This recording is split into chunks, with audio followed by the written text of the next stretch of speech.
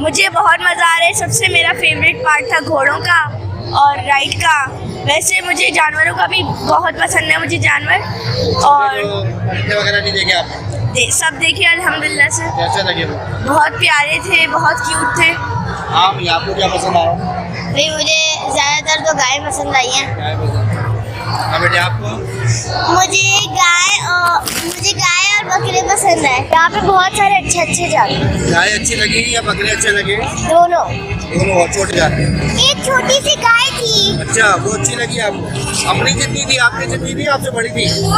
मुझसे थोड़ी छोटी थी। छोटी थी आपसे? वो व्हाइट कलर की गाय थी। अच्छा। छोटी सी प्यारी सी। कौन से स्टॉल अच्छे लगे? कौन से जानवर ज्यादा पसंद आए? स्टॉल अच्छे, नाम तो मुझे मूसा वाले को बहुत से जानवर थे और 7-8 6 वालों को बहुत से थे। अभी और जाएंगे और देखेंगे इंशाल्लाह। अच्छा है, होना चाहिए। और